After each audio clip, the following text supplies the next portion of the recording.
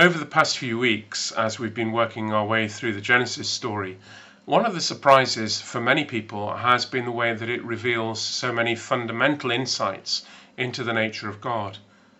At our first question time on Genesis, someone asked, how can we trust the book of Genesis, written down by Moses so many thousands of years after the creation events took place? And it's true that the Bible doesn't tell us how Moses became aware of all of the events of the creation story, but that isn't a good reason not to trust it. It's quite likely that Moses would have picked up on writings passed down through the generations, back from a time when people could even remember Noah and his family, and the love that Noah and his family had for the God who'd saved them through the great flood. God who'd given them then the great promise of the rainbow that pointed forward to God's ultimate salvation plan. But even if there were gaps in Moses' knowledge, the detail and the richness of the creation story makes it clear that this is a story that's overflowing with godly insight. So just as in John's revelation at the end of the Bible, where John demonstrates a first-hand knowledge of things that no man could possibly have seen, there's every reason to trust God's story in the creation story in Genesis.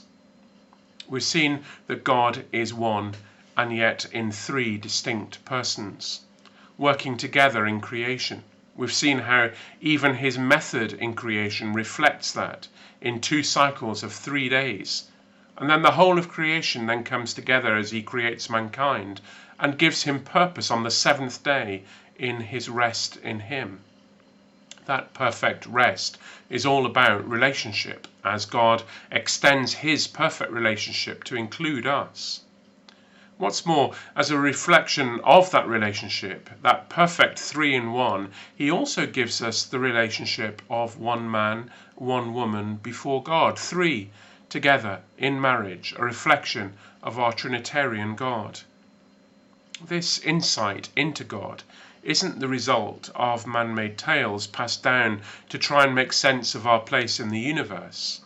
It sets a pattern for what we see and gives us insight into the incomprehensible universe made to reflect God's glory. Of course, the beauty and the perfection of God's created world has yet to reach a point in our sermon series when mankind undoes God's perfected order. And I don't want to preempt too much our look at those passages when we come to them, other than to reflect on the pattern in which we see happening as mankind decides that they don't need God, to reject God, to become his own God.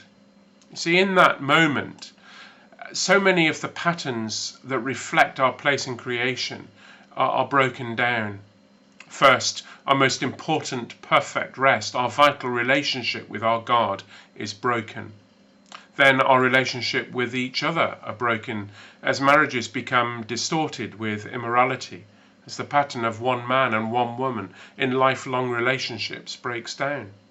As a consequence, social relationships break down, family groups fight, and society descends into factions and war. Even the unifying gift of language is broken down. Language itself becomes a way of attacking others and even God.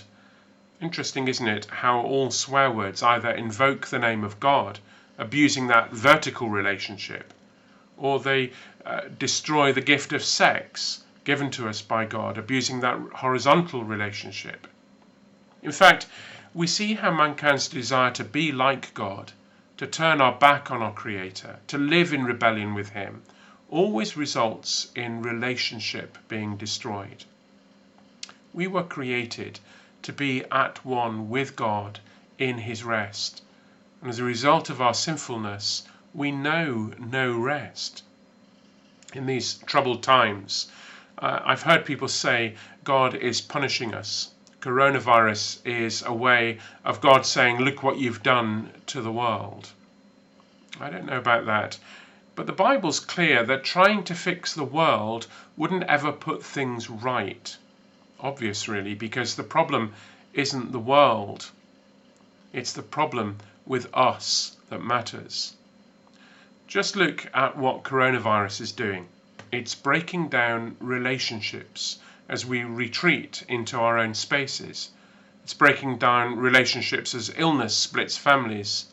And even death itself is the greatest example of how relationships are broken.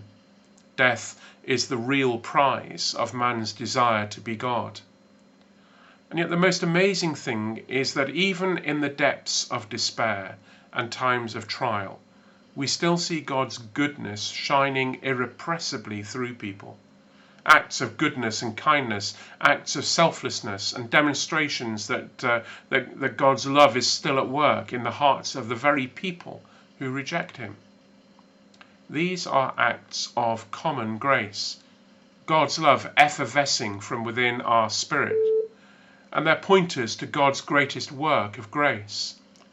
Not a glimmer of grace, but a shining light of grace, a beacon that blasts through this world and through time. In the comic book story of Batman, he uses a bat symbol to send a message of reassurance to the city of Gotham. It shines as a beacon of hope to the people who are scared of the evil in that fictitious world. But the hope of the Bible, the hope of God, isn't that there is a man dressed in a rubber suit who hopefully be a little bit stronger than the evil he faces. The hope of the gospel is a beacon that holds the symbol of an empty cross. A cross that used to hold a man whose body was held in place by nails, where he died the cruelest of deaths. He died taking on himself the debt of our rebellion, and in his death he was punished for our acts of sinfulness. But it's an empty cross because the grave couldn't hold Christ, the one who is God and man.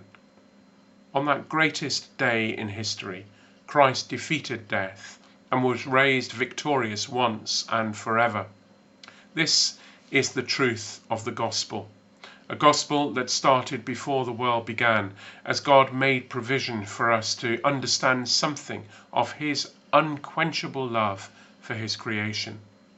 It means that despite our sin, our rebellion, our rejection of God, despite that broken relationship that we were created to know eternally, because of Christ's victory, we can know our God.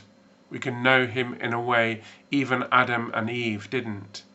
We can know him as the one who made us and loved us enough to seek us out and to save us. Love us enough to suffer in our place, and then longs to welcome us home, back into that perfect relationship that we were designed to know, back into his perfect rest. No fear in life, no fear in death. The Apostle Paul wrote of Christ's part in creation in his letter to the church of Colossae. He wanted them to understand just who Christ is and what he's won for us. He wrote these words in chapter 2, verses 8 to 15. See to it that no one takes you captive by philosophy and empty deceit, according to human tradition, according to the elemental spirits of the world, and not according to Christ. For in him the whole fullness of deity dwells bodily, and you have been filled in him, who is the head and under all rule and authority. In him also you were circumcised with a circumcision that made without hands, by putting off the body of the flesh by the circumcision of Christ, having been buried with him in baptism, in which you were also raised with him, through faith in the powerful working of God, who raised him from the dead. And you who were dead in your trespasses and the uncircumcision of your flesh, God made alive together with him, having forgiven us all our trespasses, by cancelling the record of debt that stood against us with its legal demands. This he set aside, nailing it to the cross. He disarmed the rulers and authorities and put them to open shame by triumphing over them in him. We have no need to fear anything in this world, because our God is almighty over his creation, and our Saviour, Jesus Christ, is the one who is on the throne of glory, and everything is under him.